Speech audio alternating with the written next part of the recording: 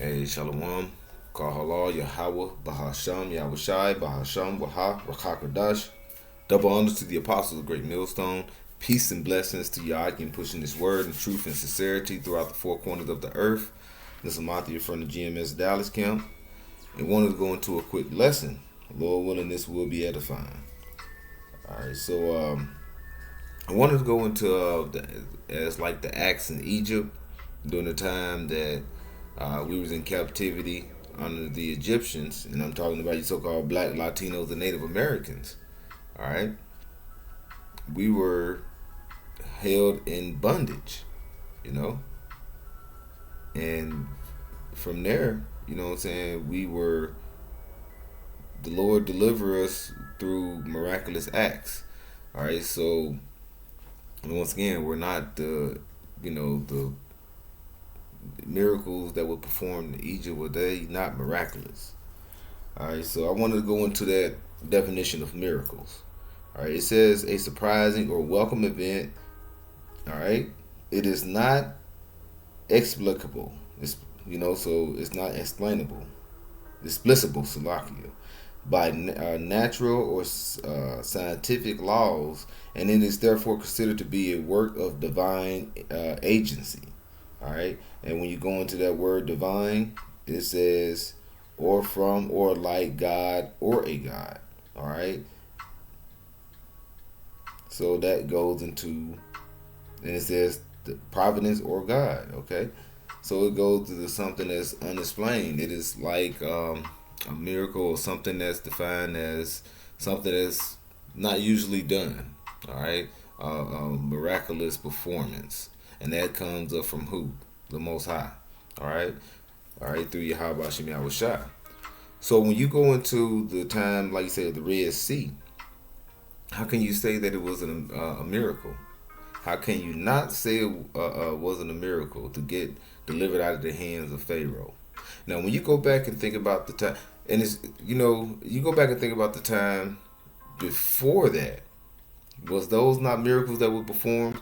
How can you explain and say these, some of the events that happened with Yahweh Shai, even with the time of the splitting of the Red Sea during the time of Moses? How can you say it wasn't, what, it was metaphoric? No, these things actually happened upon the earth.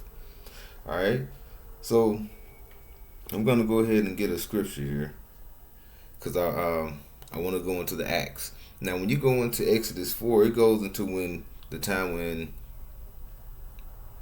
when he actually spoke with Pharaoh. All right, I mean, on Salaki, that's in 7. But when you go back into the time in Exodus 4, it goes into the time where Moses was actually speaking to the Lord. Okay, at the burning bush, and I'll get the narrative, and then we'll jump to the what we're looking for here. All right, so this is Exodus 4, and I think it's verse 10. Verse 3. Let's start 3, all right? Let's start at the top. Salaki. It says, and Moses answered and said, but behold, they will not believe me, nor hearken unto my voice, for they will say, Yahweh Bashim Yahushua has not appeared unto thee. And it's all kept that's going into Yahweh. All right, who is who the world ignorantly calls God, who is the true power, the true living power of the nation of Israel. And it says, has not appeared unto thee. So Moses talking to Lord through the angel of the Lord through the burning bush, and he's saying, how can I go on to Pharaoh, back to Pharaoh, because he had basically ran away because Pharaoh, he was gonna get told on. He slew one of the guards, okay, who was whooping up on one of the Israelites, okay, what they call them Hebrew Israelites. Because we are from Abraham, Isaac, and Jacob, whose name became Israel. All right, through the blessing. And he had the 12 sons, which are through the branches that we are today, you so-called Black, Latinos, and Native Americans, and throughout the four corners of the earth. And we do preside within the other nations as well. All right. So Moses escaped. All right, and he was actually had escaped, and now he's married. All right, I think he's in out Mount Horeb, and he saw the burning bush. So it goes into that here. All right, while he's speaking, because he told him to go back and tell the Pharaoh to let his people go. Like how I'm gonna go tell him? I was up in the castle with Pharaoh, and then I fled, and my people go tell him, so I took off. All right, this is time passing. Time has passed. So it says, and Yahweh said unto him, what is that in thine hand? And he said, a rod. Okay. And he said, cast it on the ground. All right. So this before he went back to Pharaoh, he's finna show him his might. Now, is this metaphorical? This is actually happening. Is this a miracle that's going to happen before his eyes? That's what we want to get to. So he threw the rod to the ground.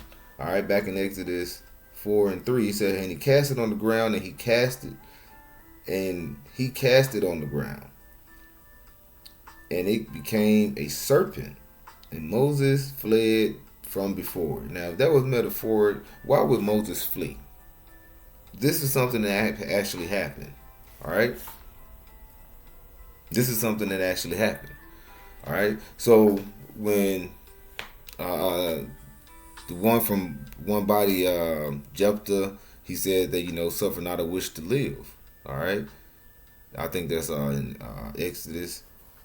Okay? How can Exodus 22, I think it's in 22 and 18, or Deuteronomy 18, goes into some dealing with a witch around the 22nd verse.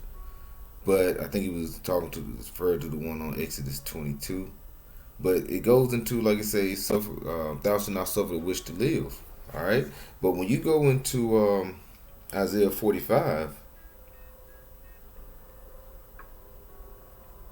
all right, it says, verse 5 through 7, it says, I am Yahweh, and there is none else. There is no power besides me. I girded thee, though thou hast not known me. All right, now you're talking to the nation of Israel. It says, that they may know that the rising of the sun and from the west, and there is none beside me. I am Yahweh, and there is none else. Verse 7, I form the light and create darkness. I make peace and create evil. I, Yahweh, do all these things. So the Lord said he makes peace and create evil.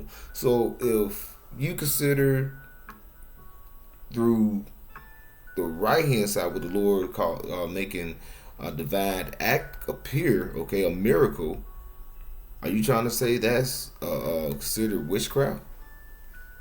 Okay. Or is he just saying that metaphorically? Moses just ran because he was, just worried. He made him appear in his eyes, but it wasn't really there. You have to answer these things when you come into the scriptures and you're trying to tell something that even a Christian would know. All right, when you saying the Red Sea was not split. All right, that is something that a Christian would know, man. All right. The Lord said he do all these things. He make peace and create evil. The Lord creates evil. All right.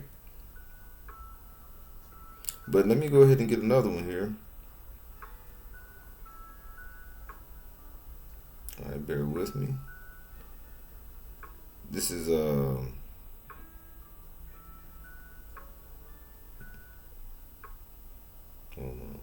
this is Psalms 110.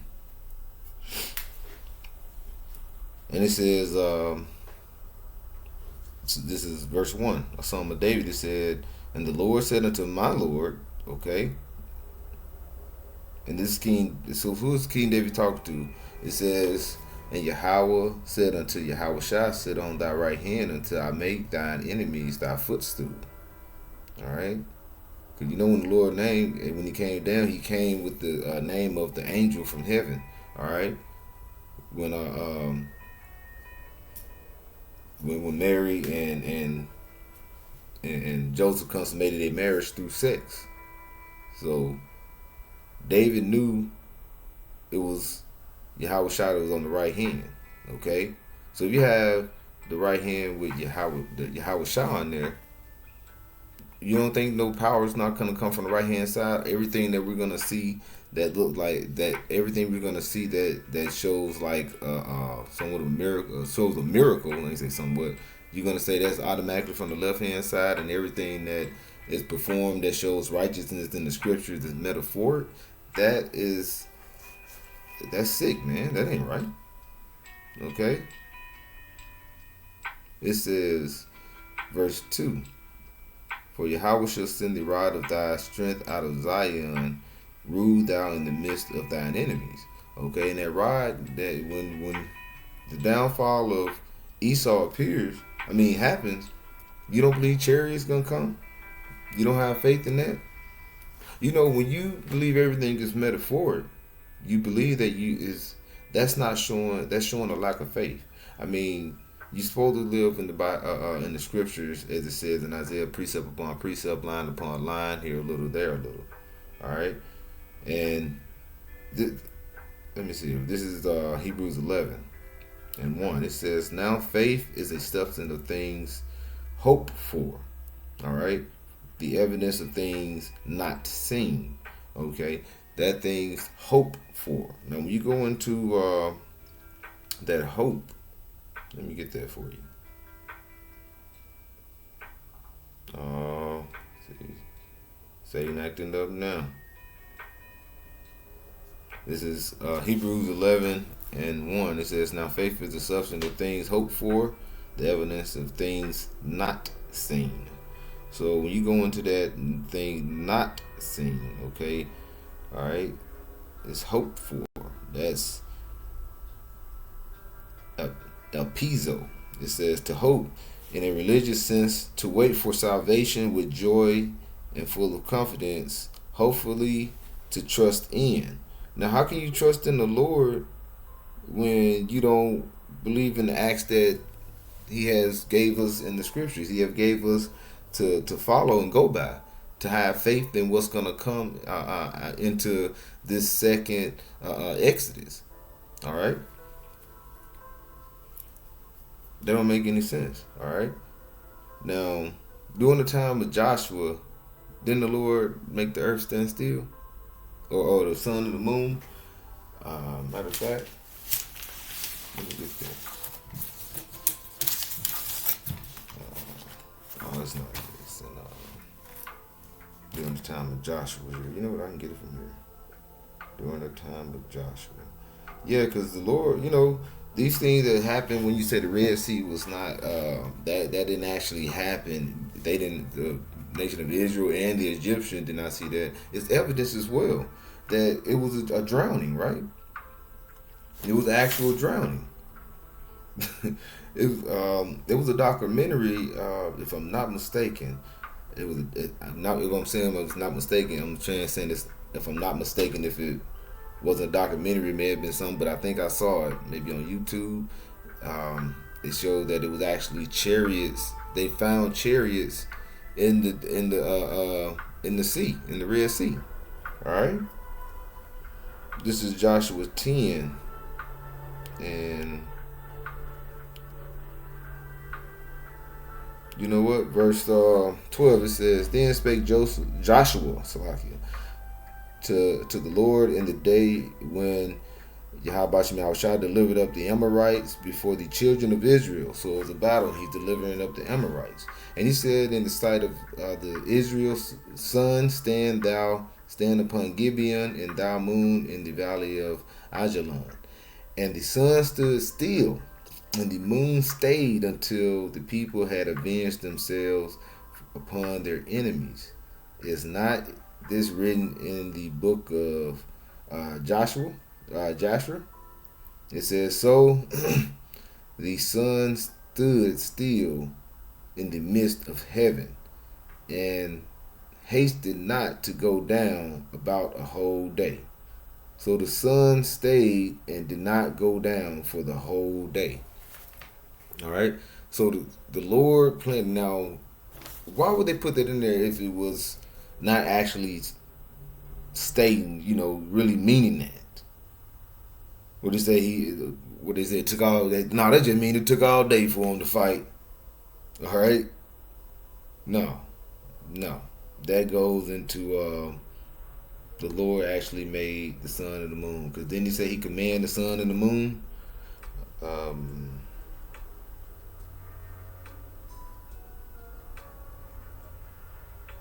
this is Psalms 8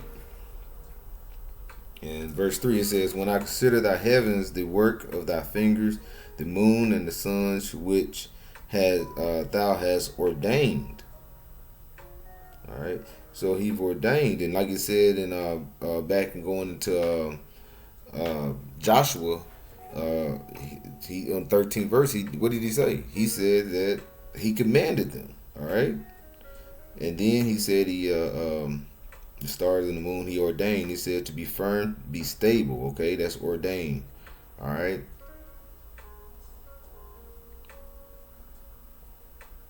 And that's ordained going into, say Khan, but it's I think Kawan.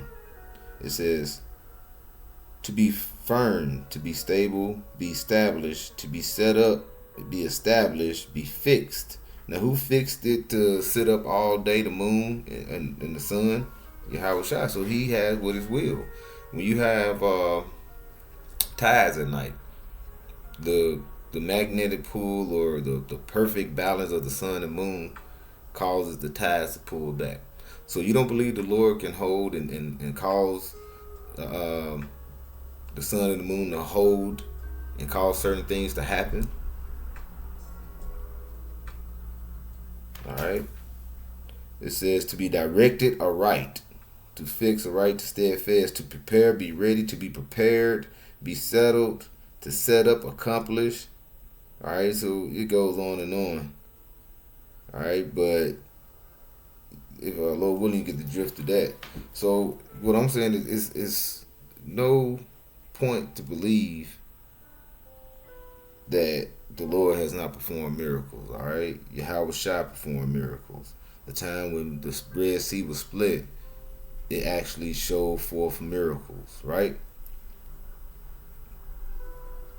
Look at the plagues. You had the 10 plagues. The Lord turned water into blood. All right. He had locusts come. As a matter of fact, he said those locusts was some that I'm gonna get that too was some that never been seen, or if I'm not saying it correctly, it was some that had been those type of locusts that was not seen upon the earth like that. All right. This is Exodus 10, and it says verse 19. "And Yahweh turned a mighty strong west wind and took away the locusts." No, I think I want some a little more. Let me go up some. Okay, verse 13 it says, "And Moses stretched forth his rod over the land of Egypt, and the land brought an east wind upon the land all that day and all that night. And when and it says all that day and all that night, and when it was morning, the east wind brought the locusts." All right, so the east wind brought the locusts because it was just blowing, and it was just making the locusts, I guess, head forth towards that east wind, towards what? The land of what? Egypt. And verse 14, "And the locusts went up over all the land of Egypt, and rested in all the coast of Egypt. Very grievous were they before them. There were no such locusts as they, neither after them shall be such." It was no locusts that had happened like that before. All right. So just imagine something coming in, and I'm sure they was eating up everything. The Lord calls. Come on now. Also, even like The Lord, one of the places, he actually had hail come down and destroy most of the crop. Now this ain't something we just had a hailstorm a couple of days ago. It was it was small pebbles. We had big hail, but just imagine that big hail that comes down sometimes. Like, man, it hailed about 10 minutes. I mean, shit, 3 minutes. Just imagine they probably came through in hard hail, like it's like a hard rain, and you got golf ball and baseball size, softball size hail. It's destroyed. It was breaking branches, trees, destroying all the crops. You know, this was something that was brought forth through the hands of Yahweh Shemi Hawashai. When those that serpent, when he brought out, let's get because we already went out and brought when the Lord in Exodus 4 with the burning, well, he burning bush, and the Lord told him to throw the serpent down, and the serpent turned into a snake. He ran. All right. Now this is Exodus 7 and 8. It says, and Yahweh said unto Moses and unto Aaron, saying, when Pharaoh shall speak unto you, saying, show a miracle for you, a miracle, divine act for you, then thou shalt say unto Aaron, take thy rod and cast it before Pharaoh, and it shall become a serpent. All right, same act that he had actually came in and performed to the elders and things and the people of Israel. Verse 10: and Moses and Aaron went unto Pharaoh, and they said, and they did so as Yahweh Bashim Shai commanded, and Aaron cast down his rod before Pharaoh and before his servants, and it became a serpent. So this is not a metaphor. This is actually happening. We just said how Moses ran when he threw it down the first time. So if he can't turn, so when that is this witchcraft? This is from the righteous point of Yahweh Shem Yahweh Shai. Alright, we just read in Psalms, sit down on my right hand till I make the earth my footstool. How can you make the earth your footstool without some type of righteous intervention that people will see when it's time to really show forth your hand? Alright, the Lord says he's not going to meet thee as a man. What do that mean? How is he going to come back? He's going to come back like, look, no, he's going to come back as an angelical form. Alright, it says, then, now check this out, verse 11, Exodus 10 and 11. Then Pharaoh also called the wise men of the sorcerers and the magicians of Egypt, and they did it in like manner with their enchantment. So they brought forth what their left hand side. Now we're getting into the witchcraft. All right. So it says, for they cast down every man his rod, and they became serpents. All right. Now, just like the time they said they ate an apple in the time of Genesis 3 with Adam and Eve, they throw things in there, because even like in the movie, they were like two serpents they threw down. When you read right here, it says he called his sorcerers, his magicians, he called everybody, come on in here, and all these staff. It wasn't two, it was multiple. All right, and all of them threw it down. So look at this witchcraft we got. You want to say that one body? You got to listen to this. You got to think about it. This is not metaphoric. This actually is something that everyone is seeing. Rods that are staffs being thrown down actually turn into snakes. And it says, and Yahweh said unto Moses, Slaki. All right, verse 12. And they cast down every man his rod and became serpents, and but Aaron's rod swallowed up their rods.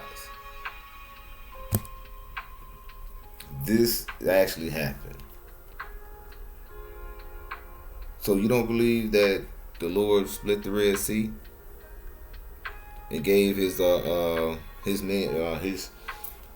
man Moses and gave him the power to do so? You don't believe in the power of the Lord? You don't believe he had power to do so?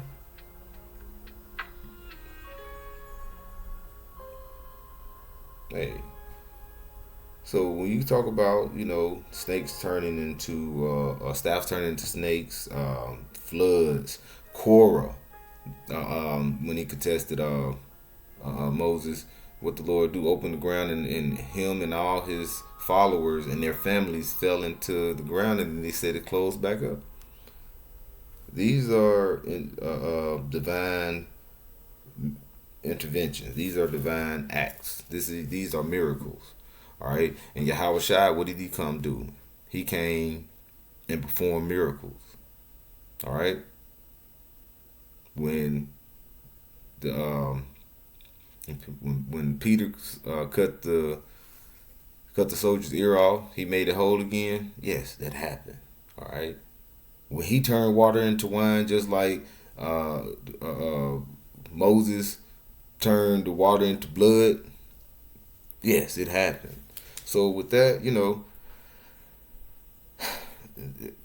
when you ain't going and believing in the miracles of Yahweh Shemi Shai, then you become, that's like become a Lord and a Christian. If you in the nation of Israel, you know who you are as the nation of Israel. You should know damn well that miracles were performed. Even Christians know the Red Sea was split. All right. So with that, Lord willing, this was edifying. I'd like to give all praises to Yahweh, Bahasham, Yahweh Shai, Bahasham, Baha, Rachakadash. Double honors to the apostles of Great Millstone. Peace and blessings to y'all. I can pushing this word in truth and sincerity. Shalom.